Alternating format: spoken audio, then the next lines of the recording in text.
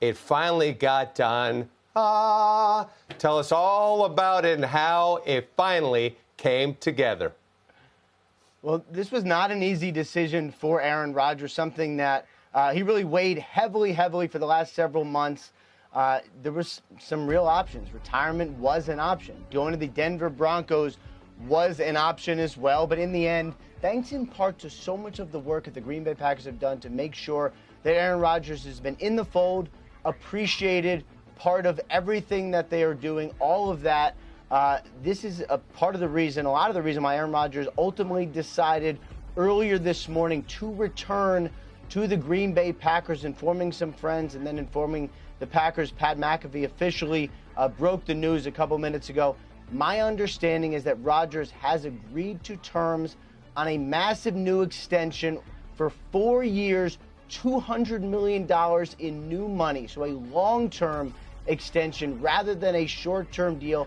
$153 million in guaranteed. The deal is front-loaded, so Rodgers gets a lot of it early, and it also lowers his cap number this year, which allows the Green Bay Packers to do a lot of the things they want to do in free agency, including keep Davante Adams as well.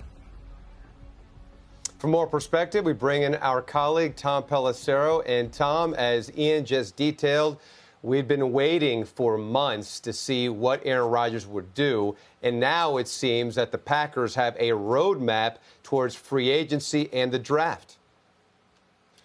And more importantly, Will, they now have the road seemingly paved for Aaron Rodgers to do something that he has spoken many times about wanting to be a goal in his career, which was to start and finish with one team in Green Bay. Now, you would certainly anticipate that Rodgers is going year to year at this point in his career. So when we get the final details on that contract extension that Ian reported for 4 years and $200 million, keep an eye on exactly the type of flexibility Rodgers might have to walk away at any point. But the relationships certainly have improved. You go back to last summer when Rodgers came back to the teams and delivered that extensive media conference on the first day of training camp in which he laid out all the issues, the reasons that he had decided at one point that he would tell the Packers, if you want to go to Jordan Love, you don't want to extend me, just trade me. To get from that point to where we are in the past several months here, where he was speaking effusively, not just about Coach Matt LaFleur and others on staff, but about the front office, about Mark Murphy, about General Manager Brian Gutekunst. All of that certainly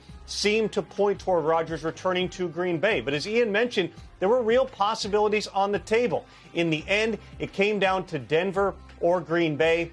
Rodgers decided that he did want to keep playing. There were some other teams, including the Tennessee Titans, that showed various amounts of interest throughout the course of the process. But his old offensive coordinator, Nathaniel Hackett, now in Denver, there was some allure there. Ultimately, Rodgers decides he is going to head back to the Packers and compete for another Super Bowl in 2022.